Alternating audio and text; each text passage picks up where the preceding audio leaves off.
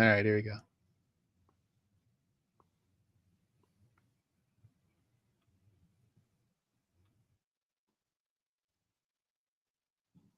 There's supposed to be sound on that, but whatever. Ladies and gentlemen of the interwebs, welcome to the Beacon TVL show, the weekly podcast from Beacon DeFi, your beacon in the world of decentralized finance. I'm your host, Professor Chris. We've got a great show lined up for you today as we tackle the news of the week that's relevant to you, you dear users in the world of on-chain investing. I can't even get through the intro today.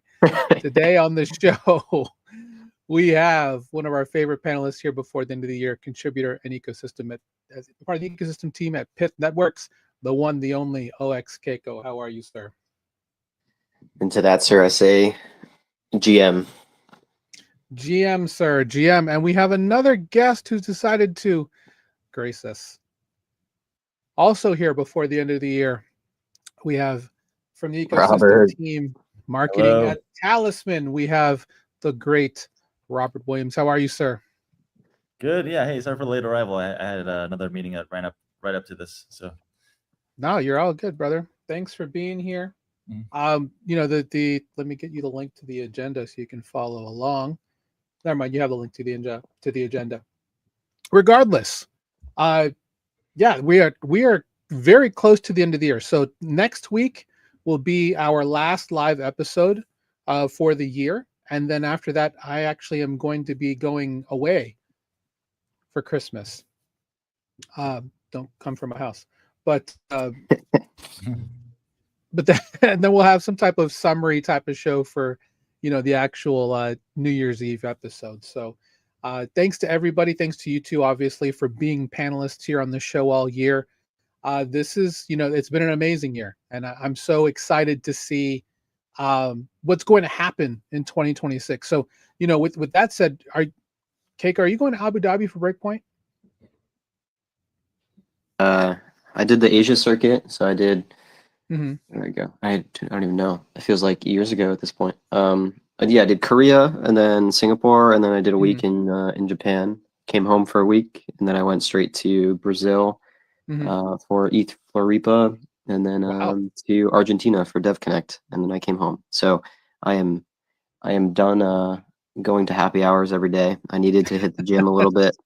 Needed to get some computer work done, so I decided to skip it. No, that's all good. How about you, Robert? Are you going to Abu Dhabi for Breakpoint? No, I don't think so. Okay. I think yeah, no. I think it's a little too far away. So. It is a bit too far away. The weather obviously is going to be a little bit better than it is right now, at least for me and Keiko. But yeah, how is the weather in Mexico City, Robert? Is it good? It's good. It's always temperate. It's always temperate. It's very temperate all the time, pretty much. It's always temperate like and humid. It's like always 75 degrees, pretty much. I mean, I can't really argue with that. It reminds me of San Diego, really. Yeah. Maybe a little bit of Bay Area, depending on where you're at. It's good. It's a little bit polluted, but weather's nice. A little bit. But you're up in the clouds with the rest of the emissions. Yeah, exactly. It all rises, and then we're just up here with it. You know? You're just up there with it. Yeah, exactly. So, wanted to start with something that, you know, I saw on Crypto Rover that someone took in Times Square that I thought was fascinating. Obviously, we work in this industry, and this is for, I guess it's 21 that's now listed on the New York Stock Exchange, but no man should work for what another man can print. I mean, if that is not the theme of today, I don't know what is. What do you think, Keiko? I think we're all cooked if that's the case. I think everybody's working for everything that a single man can print. But I mean, it's pretty accurate. When was this taken? Is this like this weekend or something? Apparently, it was yesterday. Oh, yesterday. Huh. Yeah, I mean, it's. I mean, I've seen this. I mean, I've seen this this corner of where Times Square is. Obviously, it's quite large. So, honestly, I don't think most people will get it. They're probably just going to think, whatever. So I don't think you understand it until you see a Bitcoin company, and you're like, oh, okay. Oh, okay. and it's on the other side of the actual Yeah. saying. Let's go look around the corner. So you're like, okay, fine, 21, a Bitcoin company. Yeah, I Well, think no wonder I why think it's people fair. I wonder why people are still talking about newspapers. Exactly. Yeah. Exactly. I think it's I think we're coming up in the market where people are looking for jobs again. So I think everybody is they might think this internally, but they unfortunately cannot live it yet. The cycle, the end of the cycle has not been Yeah, nice. we're seeing and it's not on the agenda, but we're seeing a lot of layoffs right now, which Mhm. frankly kind of sucks past conference time, but I guess it's past conference time. So I guess Yeah. this is the kind of stuff that Yeah, happens. circuit's over. Yeah. Circuit's over. Circuit's over. So Cut costs to be to either increase revenue or just decrease bills before yeah, tax season. yeah, So look lean before the end of the year, right? So yeah, exactly. man, I don't know. I mean, obviously, to anybody who did get laid off, hopefully you get up on your feet. I know there's a lot of people looking for good people, so hopefully you end up in in the spot that you need to.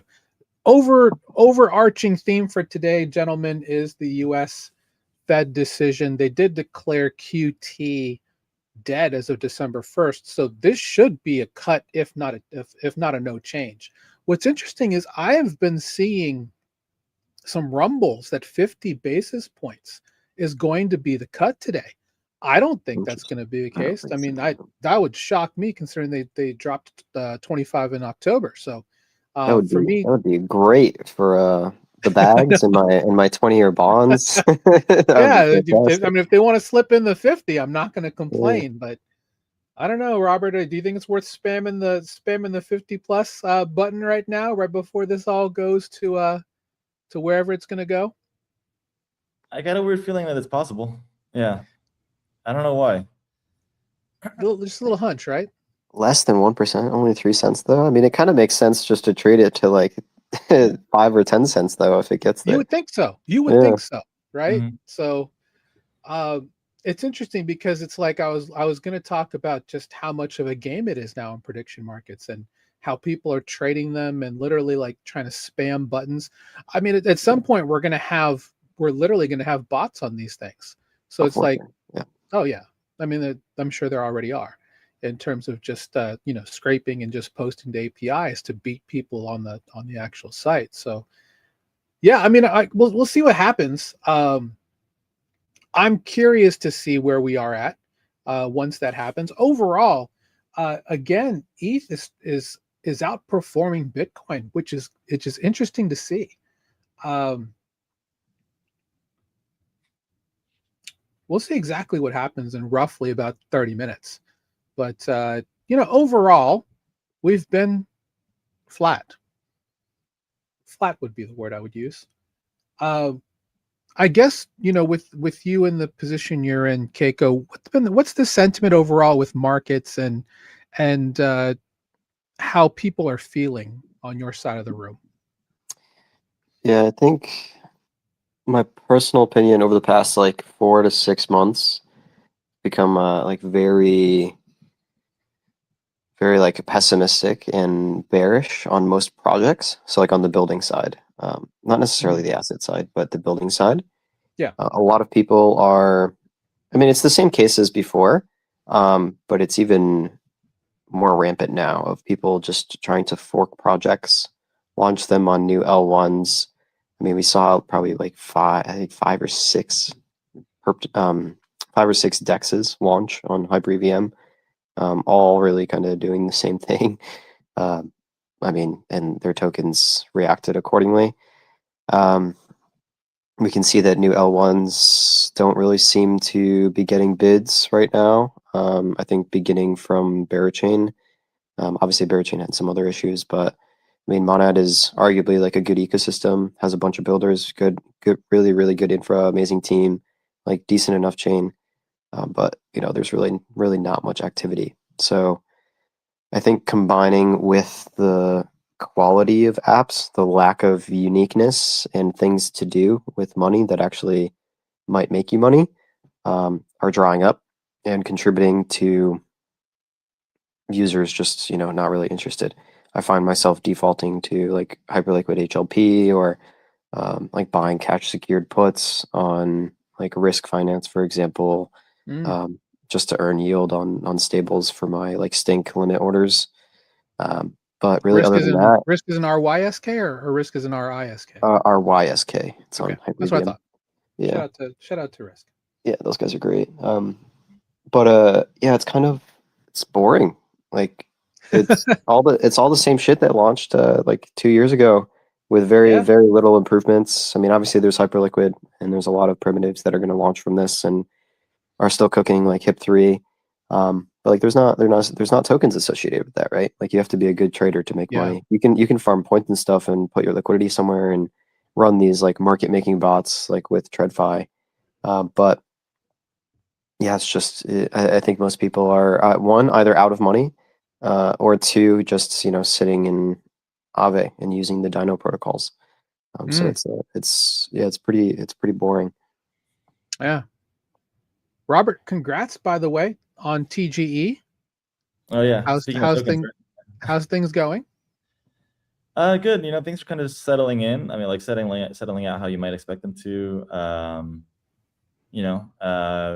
I think in terms of token performance, like just kind of bottoming out a little bit. Yeah. Yeah, I think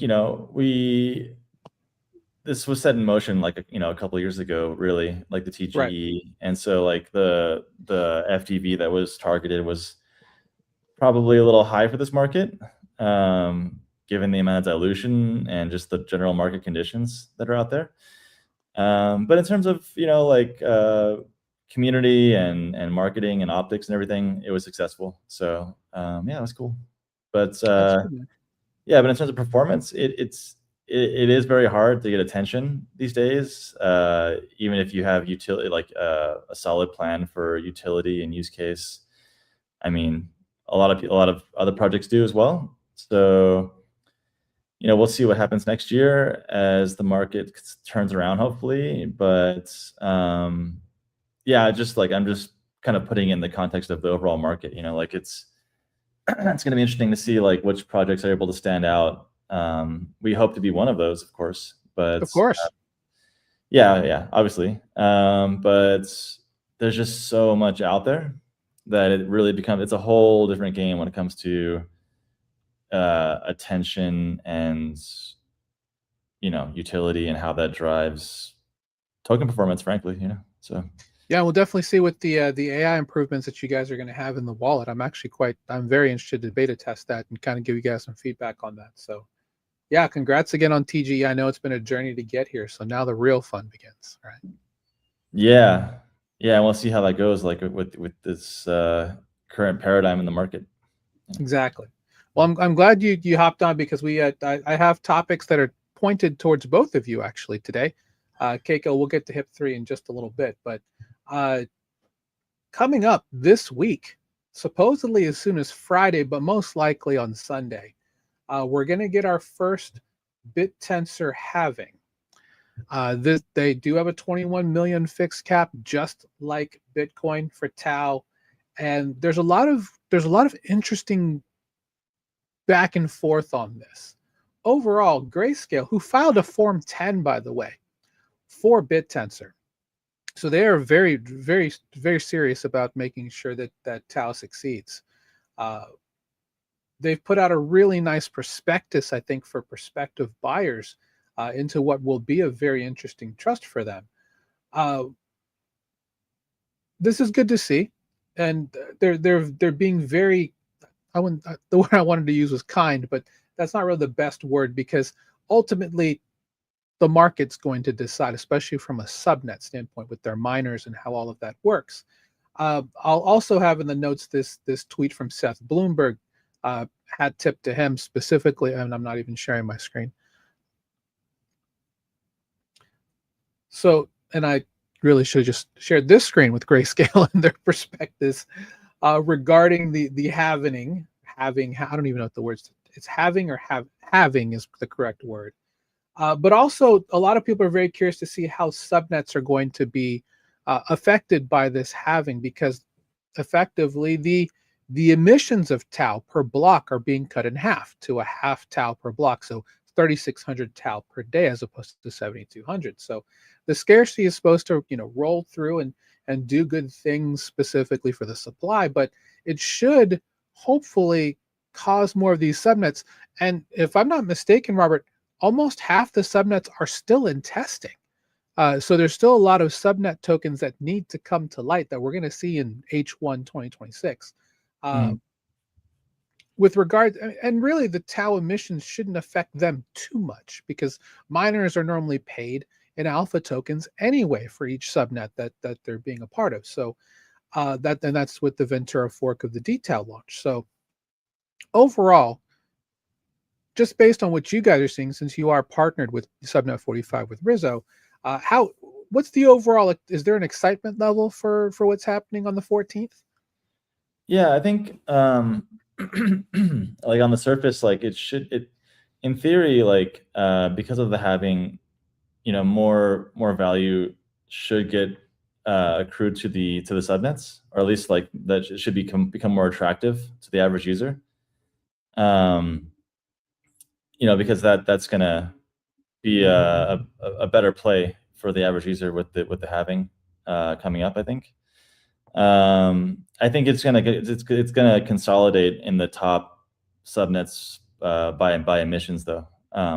Most likely, it's gonna go with the proven subnets that already have a decent number of emissions taking place, and so I'm not sure how far that'll trickle down, but that seems to be the play. I think the challenge there still, though, is just like the onboarding, which Talisman is a part of, actually, and in terms of getting into subnets.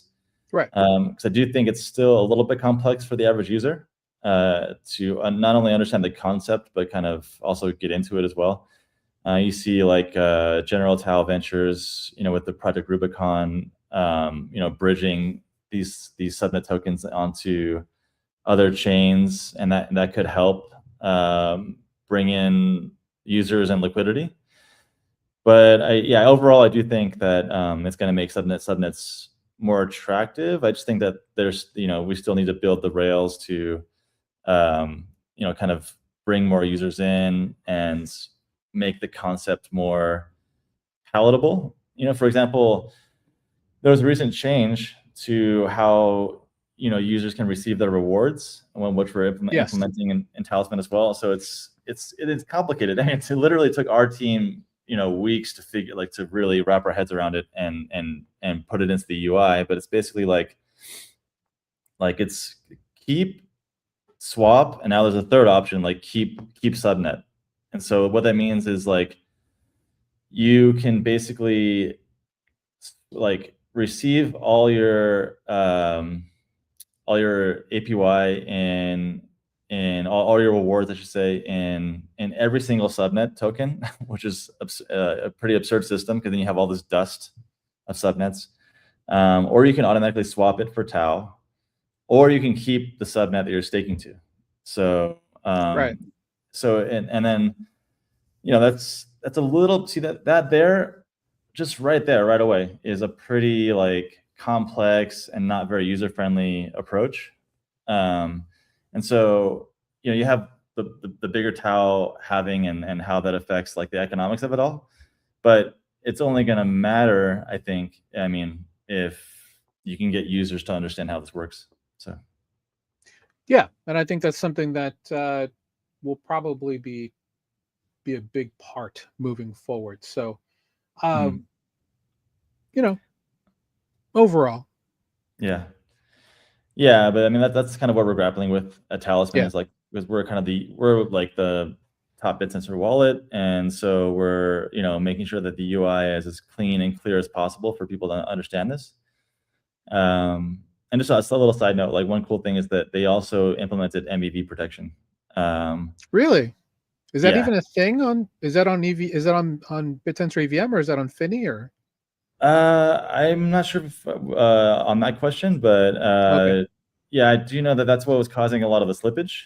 Was front running, and so they seem to have developed a system that works for that. And yeah, we're going to implement that on the UI side as well.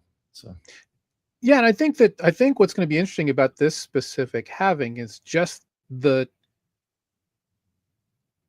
environment has changed, right? Because now with the BitTensor EVM partnership with Chainlink, with the Canonical Bridge, and now you have Project Rubicon, and now you have subnet tokens also through through Sturdy, through Void AI. We have subnet tokens on Solana. We have subnet tokens on Base through Aerodrome, which means they're now on Coinbase.com, available for all kinds of strategies and liquidity plays. So BitTensor is now very much multi-ecosystem. You even have the CEX level with like MEXC and a couple other CEXs also, being a part of being able to invest in specific subnets. So I feel like MEXC has always been supportive of BitTensor. That's yeah, how they got into BitTensor in the first place. They were the only centralized exchange that supported like the actual network. Yeah, and you guys provide some pricing info for them as well. So I wanted to get your thoughts too, Keiko, on this halving. Like this should be a fairly bullish move for BitTensor now because of all of the different ways they're being integrated into overall EVM and Solana ecosystem. Yeah, I think it's liquidity plays. I think it's interesting. You can take my view as like a uninformed retail investor here because I've been holding TAO for probably like 2 years. Same. I bought like a long time ago and just haven't touched it. I just put it in my wallet and let it sit there staked. So yeah, which is actually good. It's actually grown quite a bit, which is crazy. Yeah, should have. Yeah, I think there's a few things obviously in development. Like there's EVM, there's a lot of TAO tokens that you don't have access to from like the retail POV. Like the only reason I know about them is because I'm at Pith and like we're getting asked to list these assets. But they're actually difficult to price because they're like actually in different subnets. So it's like it's a unique use case. But with EVM, it obviously becomes much easier. And I'm actually quite looking forward to some of the perps launching for some of these subnets.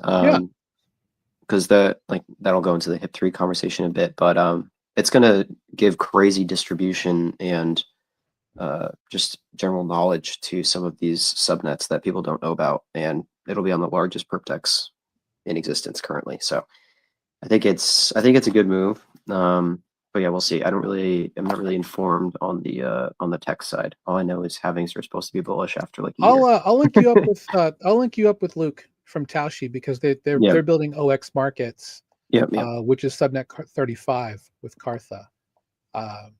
Should be it's an interesting idea because they're doing more forex and commodity based type of stuff. So that I think that'll be an interesting connection to see if that's something you guys may be able to help them with. So yeah, we might be able to. We explored I think because we were exploring deployments. Like we deployed obviously on I think one BitTensor subnet, but like deploying multiple is quite difficult. It's obviously pricey.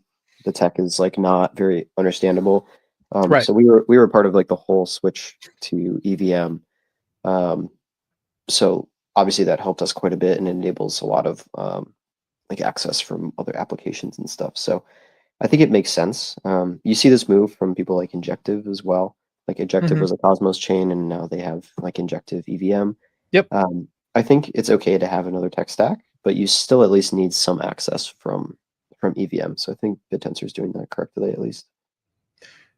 Yeah, I think so too. It's just all a matter of just how it all works behind the scenes. I think they're making some pretty good strides there. So as more of the tech in each of these, I mean, and honestly, I don't even know how much it matters since most of the tech is API based anyway for sending the commodity information back and forth between, Web 2, Web 3, wherever it's coming from. Hopefully they can get all that together so it's all, humming under one, fairly easy network, because for those who don't know, BitTensor is based off of Polkadot, so it's substrate based. So there are some translation layers that need to be worked through there, but I figured they will at some point, or they'll figure out a pivot. We'll see exactly what happens. So the other part of the equation that I wanted to talk to you guys about today is after the halving is really just parts of the future of DeFi, and Hyperliquid is definitely part of that. But the first thing I want to talk about you guys with, and just kind of get your opinions on things that you're hearing is, and Robert, I'll start with you because you're bankless, specifically with this new neobank thing, and we've talked about this multiple times throughout the year, and I just noticed because Tolly was really kind of pushing this, and they're going to take the stage in Abu Dhabi tomorrow. I'm guessing today's the 10th. So for Breakpoint, but Altitude is interesting because it's a neobank specifically for businesses. But there are others that are out there specifically for users, and most of them, to their credit, are going mobile first. Tuyo, one of my personal faves. I love that. For those who don't know Spanish, Tuyo means, what does it mean, Robert? Yours. That's right. Mm-hmm. So that's a badass name for a bank, man. Tuyo. But yeah, they're mobile first. They have point of sale things everywhere. Granted, it needs adoption. Tria is one that is also popular with some people. Axel, friends of the show, they were on. We had them on right before their launch, and then we also have Ether5, of course, doing their thing, going mobile friendly. Solaire has, I want to say I don't think they're mobile friendly, but they may have a mobile. Yeah, they're in digital apps. Mobile adjacent. Mobile adjacent, right? And then we have Revolut, the big European and Asian bank, partnering with Polygon. So there's going to be some interesting players here on the stablecoin neobank side, and we haven't even seen Plasma One. I was going to say things about Converge, but it looks like Converge is pretty much dead on arrival at this point. I know Monad's going to have some things as well. And then I saw a new project here called Neox, which is going to be partnering with Virtuals as an AI agent to provide an actual yield layer for ACH-like payment processing. And that's going to be, I'm assuming, AI agent-based, using all the ACP, bells and whistles that's out there. So I guess the question I have, and I'll start with you, Robert, is even with the rate cut coming, it doesn't seem like there's a ton of retail interest right now because of all of the market issues that have been happening. So are we just super early on this, or are we just putting the hype wagon before the horse?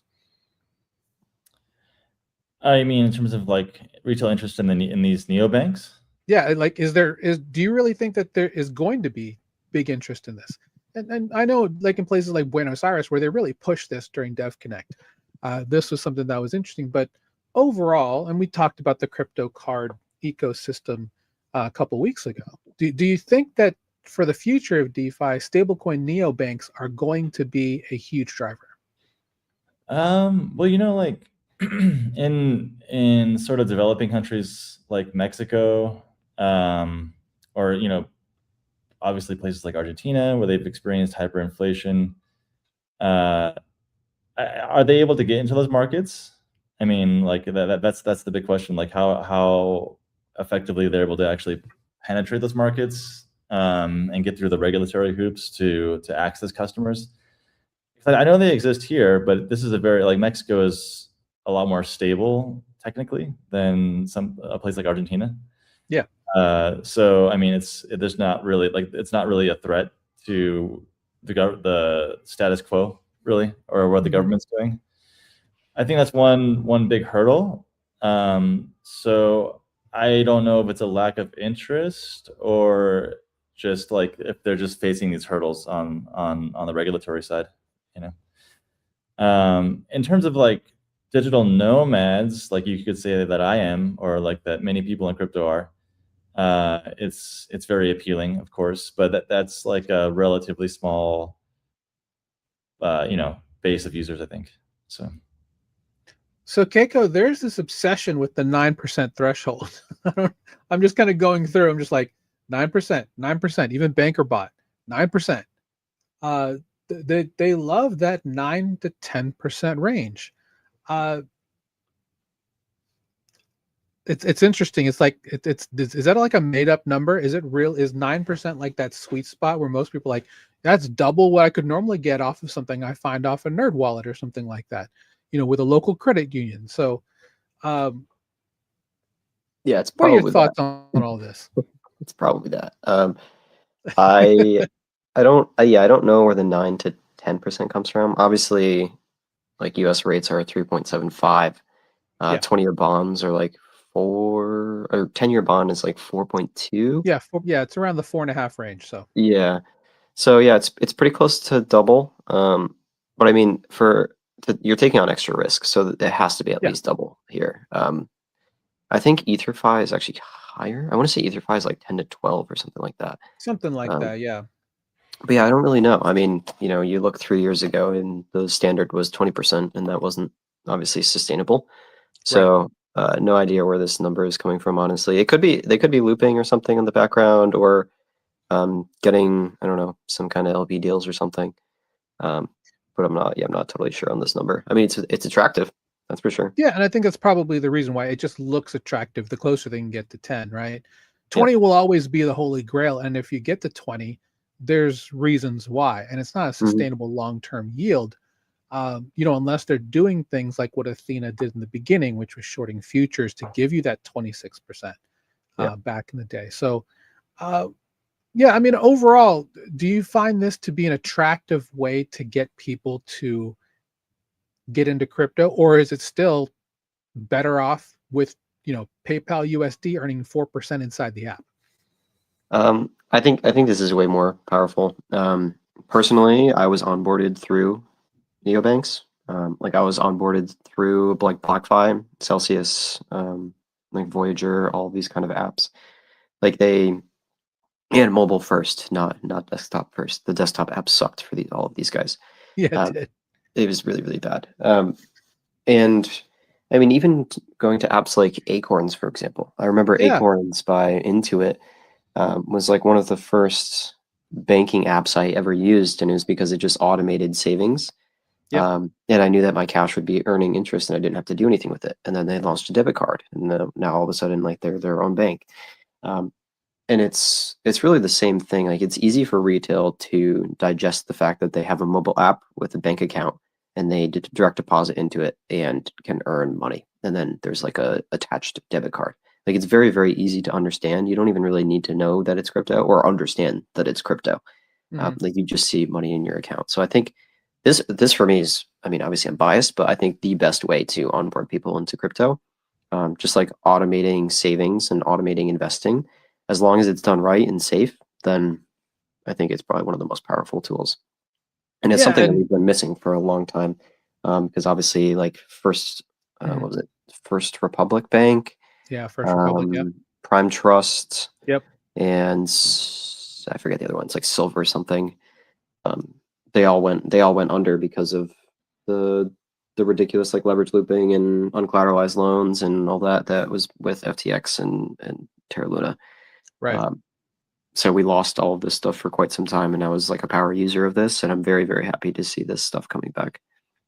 Yeah, it's interesting to see Visa and MasterCard, as we've talked throughout the Yeah, year, yeah, being a very big part of this. That's why I'm actually fairly bullish on Neox, just because with X402 and some of these other new technologies coming through, hopefully they're enough to disrupt the fact that what we don't want, even though what we do want is really what we don't want in the long run, is we don't want Visa, MasterCard, all these institutions to just have a foothold in both Web 2 and Web 3, right? That's not the whole.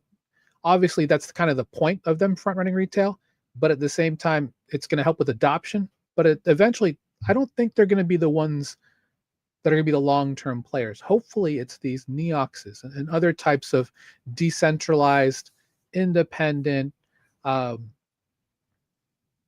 contract code-based type of entities that come through and take care of all that. Now, there's good and bad and all that, right? You still want the human touch for certain things, but having it run through a decentralized system like this moving forward, I think is going to be the key. yeah. Um, you know, And I you think mentioned. Go ahead. there's an example here as well that wasn't recognized. I think to go off the whole Visa and MasterCard thing, I think Yeah. that helps them deliver an MVP. Like all these cards and banks Right. helps them deliver an MVP, and it gives them a platform that's like pretty much a white label solution, and the card is accepted in Visa's network or MasterCard's network, which is nice. But you also have solutions like Brahma was using. Yeah, with Swipe.fun, they built that. Yeah, company. Swipe.fun. They were using what's the name of it? I think it was like Rise, like a Rise card, RYSE or something like that. And it's a totally different. It's not a Visa. It's not a MasterCard. They don't take a 3% fee or anything like that. But there was no physical card. You just had to do tap to pay with your phone. Right. But it worked like super seamlessly. So there are definitely some that are coming up and will compete with Visa and MasterCard. I think blockchain will show like how much of a monopoly Visa and MasterCard actually have, which is good. I mean, they've been testing it on mainnet for years now. So, Yep. I mean, no one should be surprised by this. And a lot of people don't realize that they've been testing down here. So, Yep. You know, once we see Tempo, once we see Arc, once we see some other, you know, really fast L1s coming through, even Mega ETH, I think we're going to see a little bit of a change in terms of infra and how payments are going to be taken. Hopefully it all just starts to blend together. Yep. And, you know, new things take over, you know, like intents and stuff like that. So yeah, I feel like we'll see payment rails like a Visa or MasterCard launch, either a joint or separate private blockchains to either just finalize and have like a ledger for transactions, maybe not like require finality on the chain to like process a transaction, but at least just like logging transactions themselves, because obviously speed is an issue. But yeah, I think we'll move that direction. I've talked recently with a pretty big team that's Web 2 focused, and they are essentially spinning up private blockchains for companies like this.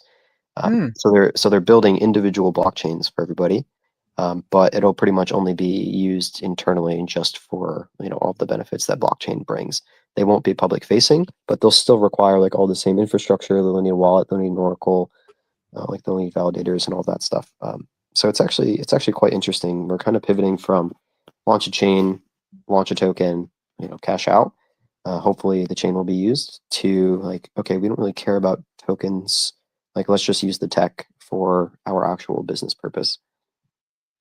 No, I completely agree. This is why, you know, groups like Amazon and Walmart have been looking at logistics and 3PL specifically for blockchain as well, because of just that benefit of having all of that available. And I mean, it's not more, blockchain's not as efficient as, you know, certain other technologies, but it's definitely one that I think a lot of them have really been working with. So once you launch it, you can trust it. Like once it's live, all data is accounted for. Whether you know how to process that data or not, the data exists. So it's like pretty much from day zero, you can track everything, and you know that it's gonna run. And we haven't even talked about the privacy meta. Yeah. I saw a Zcash adjacent. Someone was talking about a shielded transaction neobank type thing for Zcash. I saw it on the timeline. I was like, now we've entered this part of the conversation. Yep. And you know, it Robert, is that something, you know, as a bankless person, does privacy like that matter? I mean, does it matter technically to you? Yeah, it could matter. I mean, personally, I don't necessarily feel like I need it that much, but yeah, it does matter. I mean, in terms of, you know, like just wanting to keep your transactions private, and also, I mean, yeah, we pay our taxes and everything, but we don't necessarily want the government looking in on, you know, everything that we do. So yeah. That's true. Mm-hmm. I guess it depends on. on. Just leave my face as you said that. Yeah. Yeah. I guess it depends on the neobank, but do the transactions like the transactions go through them, so they would be like mixed at least to the end merchant, correct? Like if you're transacting through their card, like they wouldn't be able to see your wallet balance, for example. No, they shouldn't. I mean, they're Yeah. still I mean, assuming that they're doing this through Visa or MasterCard, I mean, they've got that full infrastructure. Yeah, exactly. The only difference is just how it's settled and paid back out to the merchant, Hmm. which I don't know if Visa has it, but MasterCard through their Move 360 does, where Okay. they can settle to the merchant in the currency of their choice, whether local fiat or USDC, I believe are the two options right now. So that yeah, they shouldn't be able to know. Oh, and if they do, it would be stripped of PII, right? You definitely don't want them able to just know exactly who all their customers are, based on transaction. Well, that's a slippery slope, right? Yeah. Yeah, and I know we mentioned Tempo, but I think I don't know how we haven't even said the name Stripe yet. Stripe is probably like the largest in the space, I would say, just kind of behind the scenes, like Bridge and Stripe. Right. Yeah, and we talked about this last week about just how powerful and forward-looking that Stripe's acquisition of Bridge was last year, right? Yep. Because people were like, "Well, why would they do that?" Oh, it's so clear now. It's amazing that they did it, Yep. and that followed with Ripple getting Hidden Road, and then that kind of set off a whole bunch of different M&As that started happening down the line. I mean, it's just kind of it's setting the table for what I think is. And someone said this. I don't have the tweet, but someone said that we went from ideation to 2026 being integration. Yep. And I'm very curious to see how this all gets integrated from this point. And does that mean that 2027 is the year of automation?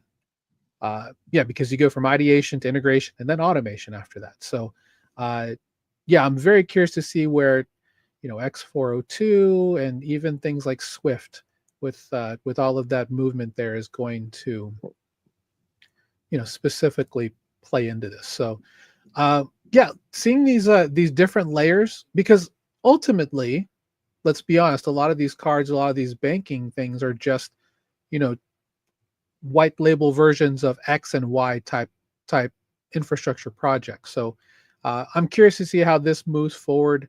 I'm excited to try all of them, and we'll see with Western Union, piloting on Solana, MoneyGram, I think they've walked this back, but they were testing reloadable stablecoin cards, which I thought was like, how has nobody done that yet? But the idea that that's happening for MoneyGram is cool. So, we'll see exactly how this all works out. But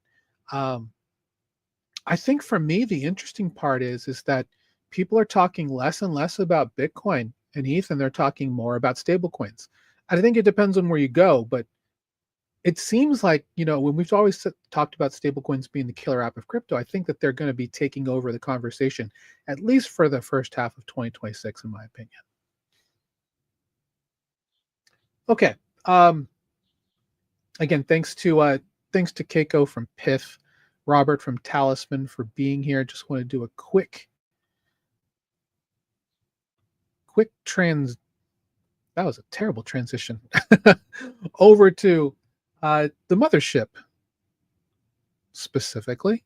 But thanks to if you want to learn more about decentralized finance, getting your money to work for you, you find value in what we're talking about today, it's intriguing to you, and you want to know how to get involved, check out Total Value Locked from Beacon.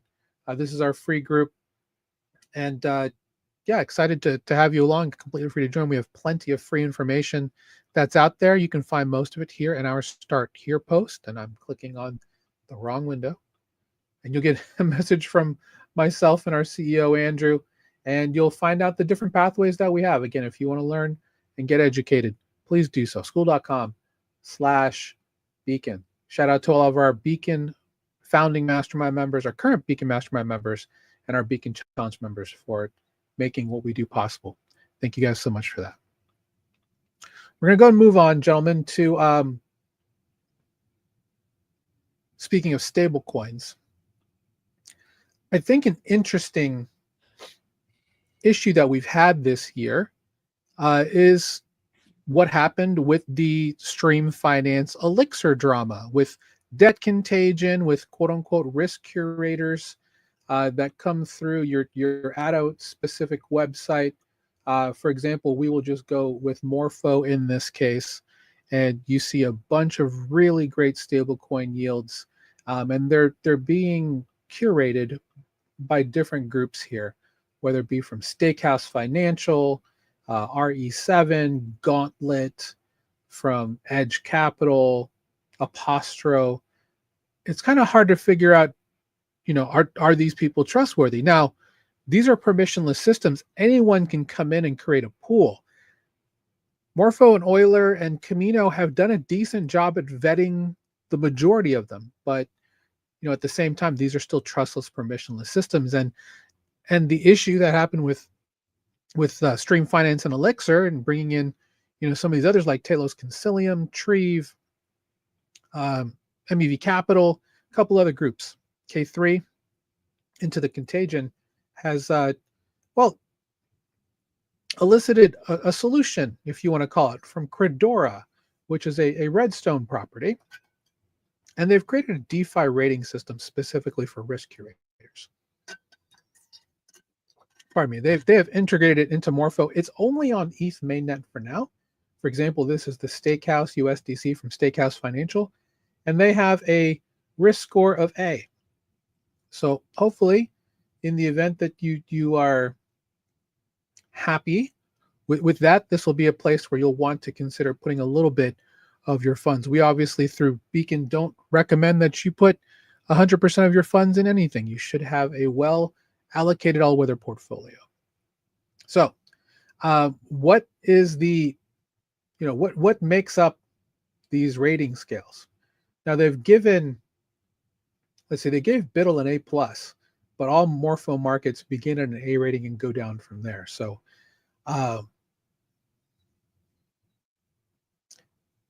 for me, the only thing I worry about, and I'll start with you about this, Keiko, is that people put a lot of stock in stuff like this, right? Even our partners at I'm so sorry, guys, Exponential DeFi, who do risk ratings for DeFi Llama. Ultimately, what do we do when an A-rated group, let's say something happens and Steakhouse does something completely boneheaded, and suddenly they're in a ton of contagion because they didn't disclose to anybody that they were doing, leveraged backlooping of their delta neutral coin or something like that. That's a made up scenario, by the way. But we're in a situation now where, people are worried about auditing firms in the wake of some of these terrible exploits that have happened on older versions of protocols like Yearn and Balancer. So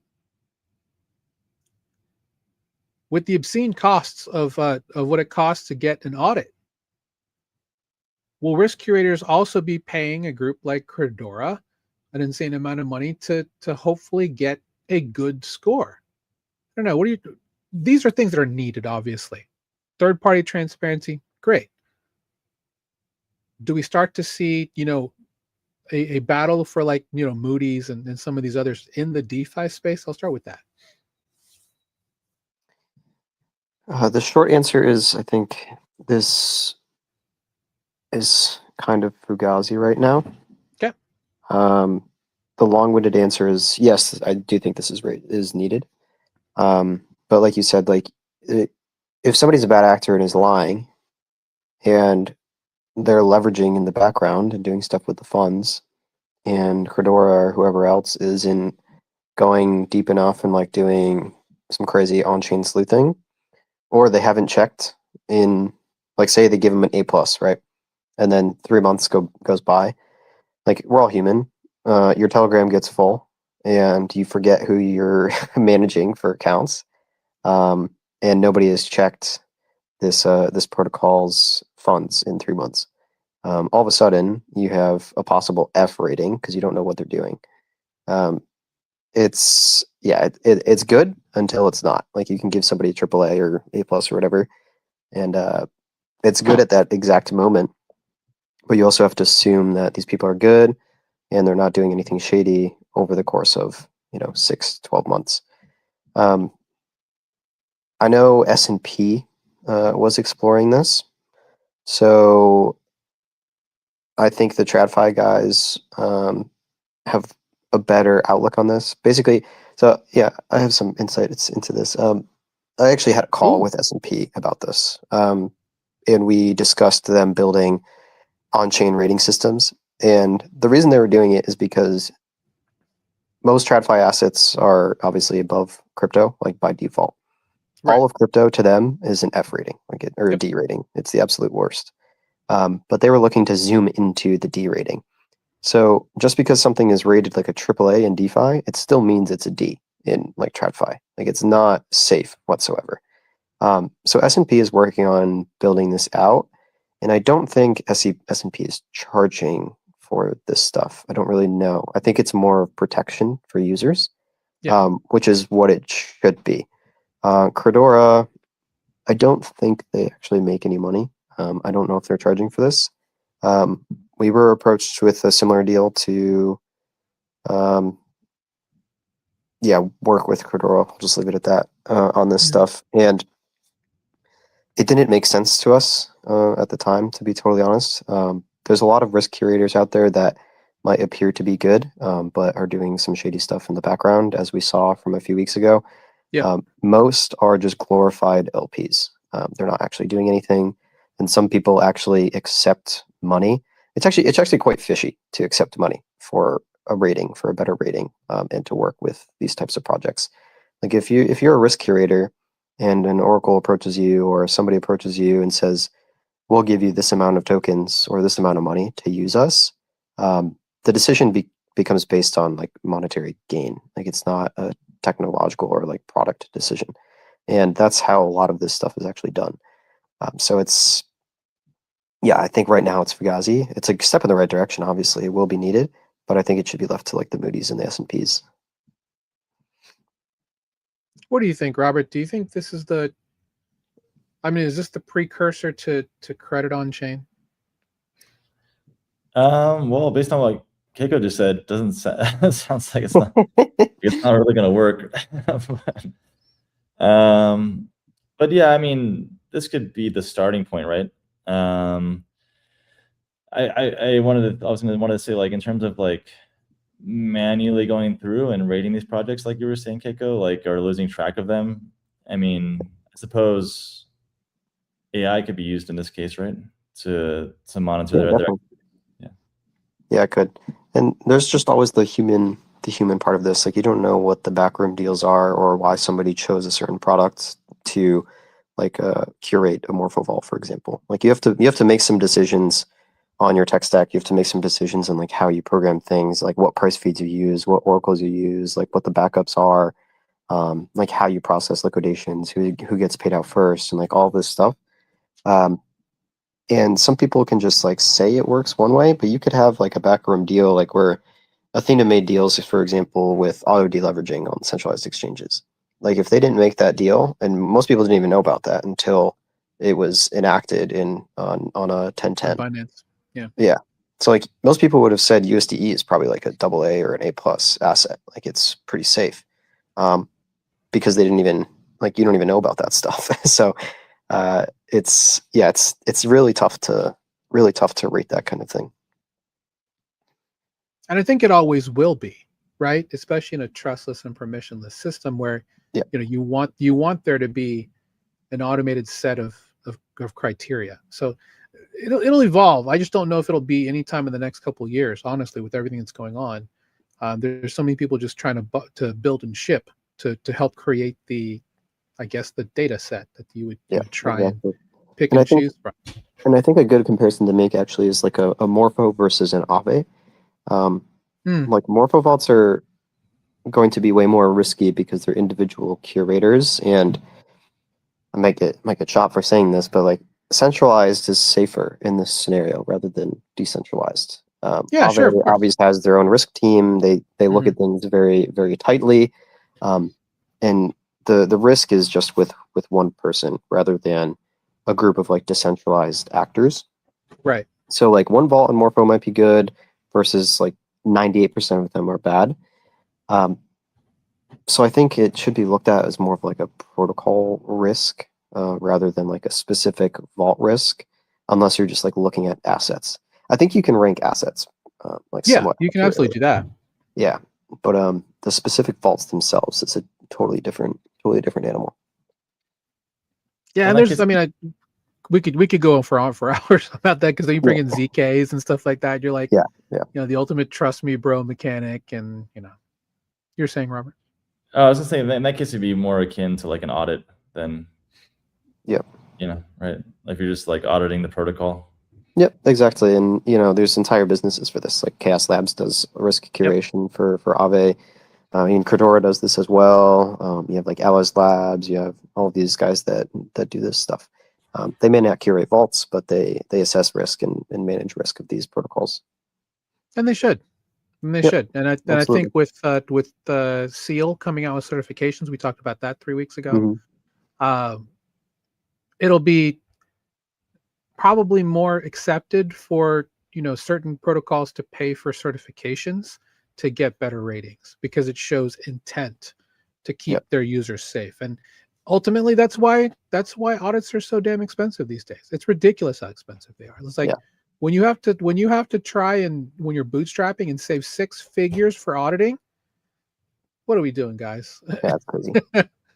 Just like it used to be $15K for like the luxury package. This was 4 years ago, obviously, but yeah, and even for audits and risk creators and stuff, like they're humans, like they have their own bag biases and they have their own like tech stack preferences. So like just because of your own personal experience and bias, you could consider one project like riskier over another just because you prefer the other one or you hold the token of the other one. And that could be all the way down to like an engineer like on a team, and he could just like write a report because he's super biased. So it's kind of a flawed system. It's a definitely flawed system. Well, I wanted to talk about the other part of the and I'm gonna try and put perp dexes and prediction markets in the same bubble for this because eventually I think they're going to all blend in based on what people want to do.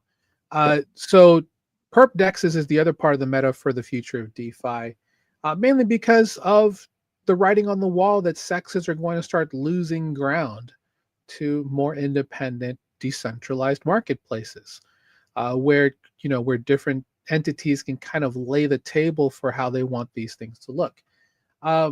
Couple that we'll talk about here. I know this is kind of your specialty, Keiko, but Hyena is now live, which is an Athena-based property that looks at USDE specifically with based labs here. So this is an interesting idea specifically. I need to find the other. There's a graphic I had that ELI5 DeFi put together. Shout out to him. But the idea is that this is part of the new market standard for HIP3, which has builder created perp dexes. Kinetic is one as well that's having a whole bunch of different markets available once you stake your hype for that. I found it interesting. Ventuals is also another. They're starting off on larger properties here, specifically a Mag 7 index, along with OpenAI, SpaceX, and Anthropic, which are all private companies. Hyperzap, I found this little interesting. Oh, I love this tool. I check this daily. This is interesting, and so essentially we're in a situation where we're going to see more independent. I don't want to use the word trader focused, but definitely regular investor focused type markets where you can go and have commodities of all types available. So just kind of wanted to kind of get your thoughts today, Keiko, on how this is all progressing. And are you bullish on things like Hyena and K markets coming through? Yeah, so first, shout out Ventuals. Mag 7 actually just went live this morning, and that's using Pyth. So that's a Pyth powered product. I am. So I'm bullish HIP3 markets for Hyperliquid as like a perpdex infrastructure. So it's important to remember that Hyperliquid is not a perpdex. Like Hyperliquid is infrastructure for perpdexes. They do happen to have a front end in their own perpdex. But like with Hyena and Ventuals and like TradeXYZ and all these guys, all they're doing is deploying their own perpdexes using the Hyperliquid infra. I think that's like an important note to have here. And what that enables is pretty much anybody that has an idea, has capital, and is able to, work and deploy something, they can. So if you have an idea that Hyperliquid doesn't want to do, you can do it. And I think that's where this is going to kind of take off. Like you don't have to wait for a Binance or a Bybit to list gold or to list, Mag 7 or list Nintendo stock or something. Either you can do it or you can go to somebody's Discord and ask an individual deployer to do it, and you can go spam everybody about it. So it creates competition, and if there's volume, and the builders get paid out for it. I think Hyena's an interesting case. It's very good on the surface level. It allows you to trade crypto perps with USDE, so you're earning the yield that goes to USDE, which is the 4%, and then they're incentivizing up to 12% APY.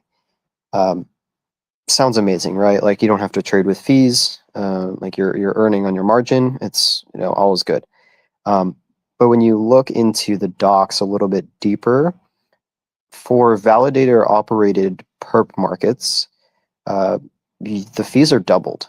So they go from 4.5. They go from 4.5 bips to 9 bips.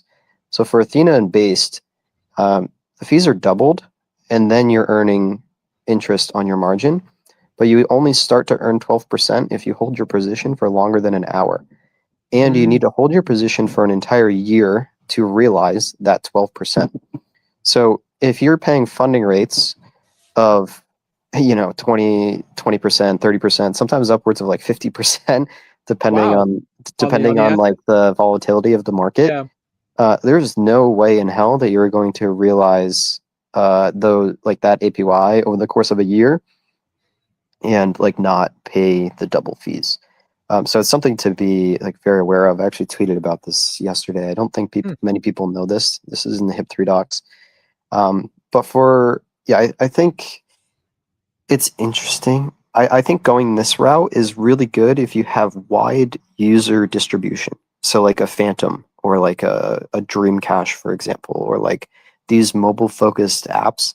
If you are willing to compete and launch your own crypto markets, you won't necessarily be added to the Hyperliquid front end and get Hyperliquid distribution, but you don't need it. You just need the infrastructure. You can then go to your 16 million active monthly users and force them to trade on your live markets, and now you as a deployer are making the 4.5 bips rather than like Hyperliquid. Well, Hyperliquid still gets their cut, but now you're making more, and then you can kind of choose your margin and do this whole Athena thing. So I think it is definitely powerful. Like pretty much any apps or wallets or even like TradFi or Web2 front ends, like a Robinhood or something. Like if you have users, you can do this and immediately start earning money day one. So I think it's really, really powerful. No, I agree. I mean, I think there's a lot of different ways you can use this. And again, shout out to ELI5 DeFi for producing this graphic. And I think it makes it pretty clear, except for that double fees portion. So thank you for that insight. Robert, is this something that you find interesting? Do you see yourself possibly wanting to spin up your own vinyl market or something like that for popular vinyl, tokenized vinyls for putting into mixes or something? Yeah, I mean, it could be interesting. I think I would imagine that there's probably going to be some implementation of this that just allows people to easily spin up their own market, right? So instead of having to do any real legwork yourself. Well, you have to go to someone who actually has the cash to do so because of what the. Yeah, I forgot to mention that part. It's also not very achievable. Hype. Yeah. Oh yeah. There are solutions being worked out for that though. And Kinect's a big part of that. Yeah, exactly. Kinetic is working on that. Plus, there's a few others in the works that are going to help out with like a launch pad and offer this as a white label solution. Mm-hmm. Yeah, but it's not just an idea, right? You need the capital. Yeah, so you need to. So if you're, say, I'm a deployer with just an idea and I have zero cash to my name, I could approach a launchpad basically and say I can get this type of distribution. This is the market that I want to launch. I'll deploy it through you guys, and then they'll be like, okay, give me 25% of the fees. Here's a market maker. Like go launch your market. You'll have to manage it and figure it out. So you could do that. But there is a question to be had. Like when I was looking into helping all of these projects, basically, if you have a market maker, you have the 500K hype, and you have an Oracle, you don't really need an idea man.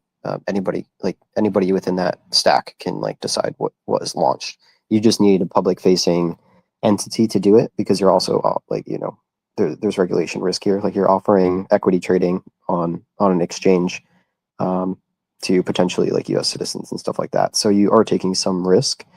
But yeah, realistically, like if you have 500K hype and an Oracle, you can do whatever you want.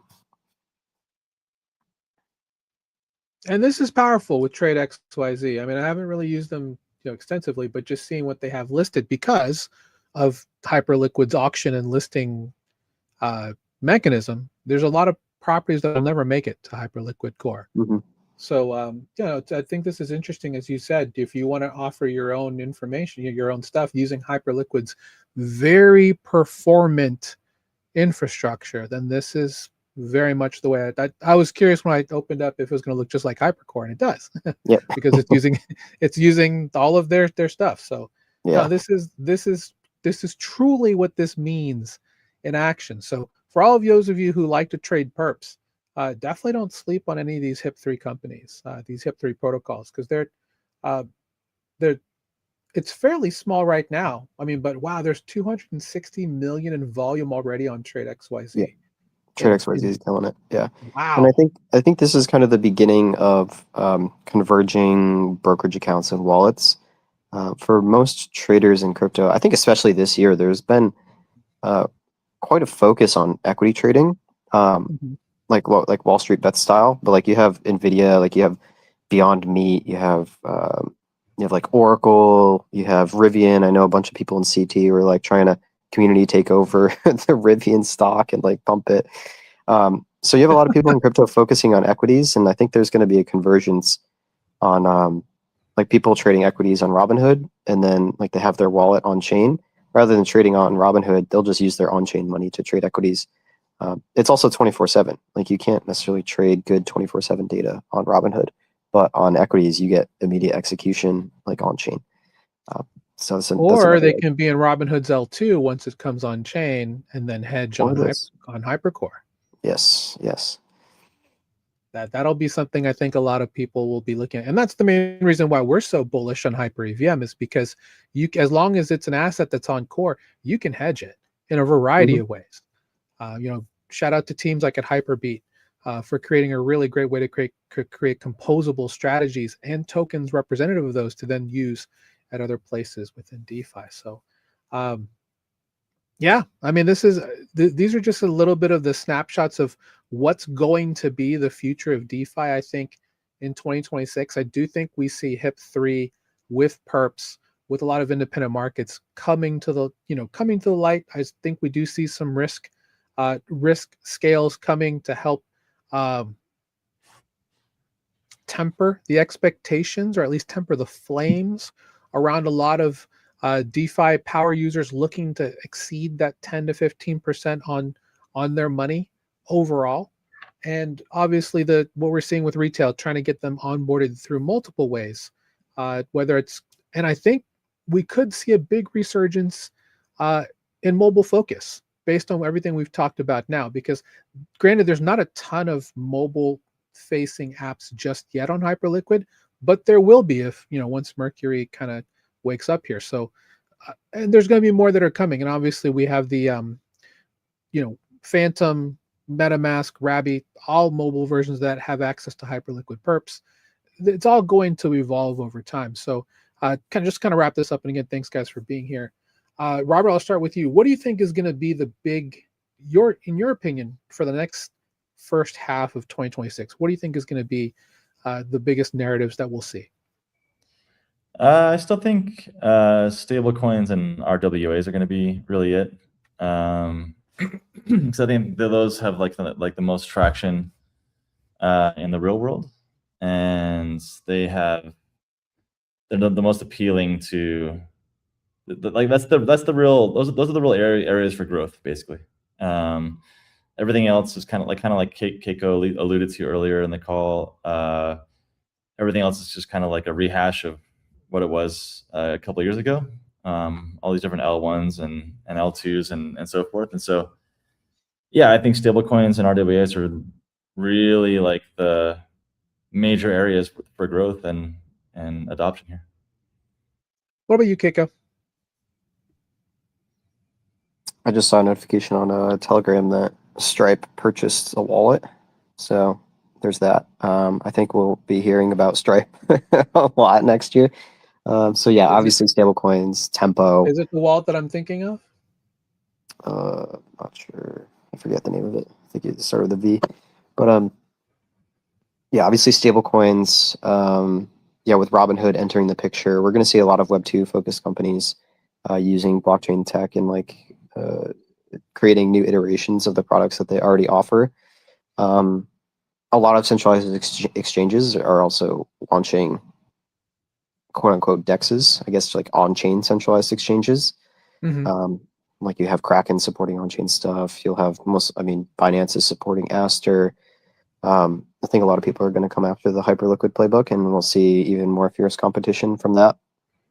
So obviously, perps are not going away. No, not at all. They're getting. Then, I mean, you have Ostium and Light are still coming. You have, Yep. You've got Percolator on Solana coming soon. You've got you have Avantis just starting to kind of find its legs on base. Mm-hmm. I mean, we're nowhere near, and I'm not even talking about things like Gravity Edge and all a bunch of these other, competitive, and other ecosystems like Aptos and others that also have perp dexes, starting to really just take advantage of decentralized rails and lots of TPS. So yeah, I'm excited to see what happens with this. I just checked Telegram to see if there is a statement specifically. I saw something, but it's got a lot of red lines on it, so I don't think it's the actual one. But it looks like it's a quarter bit. It's 25 bips. If it's what I'm seeing. So yeah, we'll see. Well, we'll get an official statement in just a minute, but. And yeah, last thing, I think we'll see continue to heat up prediction markets. Yep. I think prediction markets are kind of like the new perps. I think they're super illiquid and like a really poor user experience. But I think it is kind of the next iteration on just trading in general. Like it actually might be a way that a lot of users get onboarded. Well, I wanted to get your opinion on this real quick before we go. So Kalshi is now tokenized with Solana through through the events. I guess I forgot the name of the company that's doing it. No, through DFlow, to tokenize all of their events. I'm assuming Polymarket leverages Polygon to do the same thing at some point soon. It would make sense for that to happen. That opens up a lot of interesting strategies if that actually becomes the norm, right? Because you've got Polymarket, all of these groups buying into them, big groups. You have Kalshi, now over $1 billion with CNN and a bunch of other groups looking to go with them. So, man, it wasn't on my bingo card for both of them to be billion-dollar companies by the end of the year. But yeah, you're right. I mean, perp dexes, if you want to call them event gambling, whatever you want to call them. Yeah. And the narrative, the narrative is strong. It's just bet on anything. Like it's super easy to understand. Yep. It's you can like have conversations with like normal friends about it. Like you can joke about an event and be like, oh, like let's go, like, oh, if we think this, like go bet on this or whatever. Like everybody does sports betting, and I don't know. It makes sense looking back on it. It was not on my bingo card either. Like I expected Polymarket to disappear until next election, to be totally honest. But yeah, I mean, hats off to them. Like they're doing an amazing job on the marketing side for retail, and it's an amazing way to onboard people. Personally, I think tokenizing the positions is not necessary. I don't think it it's is really either, needed. but at the Yeah. same time, it's like, I mean, I guess they saw what Drift was doing, and then they're like, yeah, I guess we could do this. I don't know. Yeah. To me, I just thought it was silly, but Yeah, because it's a thing. we brought the data on chain through price feeds, but there's really no reason. Like there's just an API that you can pull. It's like a public API, and you can just use the data yourself and basically spin up any Kalshi or Polymarket front end if you would like to, and like add a spin on it. So like all these partnerships and stuff it's like anybody can really do it if you have any technological like knowledge. So I'm curious what they'll do with the tokenizing of the positions. Like you can obviously gamify it more and launch some games around it. You could, But yeah, we'll Plus, see. because they're actual first class citizens in Solana, they get all access to what the 36 token extensions that are available, which Mhm. privacy includes blanks, includes blacklisting, includes all of that. So they have true. a full playground of ways to use those tokens. And now, obviously, with this bridge available to base, just cause chaos. Yeah. Oh man. Anyway, I wanted to not talk about the Solana-based drama today, but that's it for 2 seconds. Yeah. Keiko, obviously, thanks for being here today, brother. Thanks for always being on panel. What a great year it's been. Looking forward to 2026. Hopefully Denver, I get to see again soon. Oh yeah, I'll be there. Awesome, brother. Tell the people where they can find you. Twitter, 0xkeiko, same spot. Usually shit posting, so don't get offended if I say something inappropriate. I'm sorry. But yeah, usually post on Twitter or in the trenches of Telegram. But yeah, as always, thanks for having me on. Appreciate it. Of course, and of course, check out Pith.network if you want to get in. Pith, full disclosure, is one of my longtime bags, and I am a staker at staking.pith.network. Robert, talisman.xyz, sir, thanks for being here, of course. And, Happy New Year to both of you. Talk to the people. Yeah, find me on X at Omega__84. Talisman at We Are Talisman. Yeah, and keep an eye out because we talked a lot about BitSensor earlier. We actually, have our own subnet, which is going to be building AI signals in the wallet, or like DeFi AI. So that's coming early next year. So keep an eye on our channels for more updates. I'm excited, man.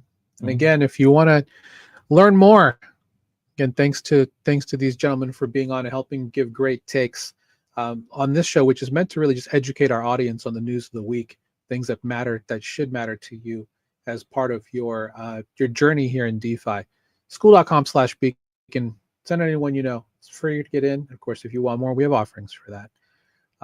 With that said, thanks for being here. It's been a great show. Excited for next week's show as well. And yeah. Fed cut by 25 bips, by the way.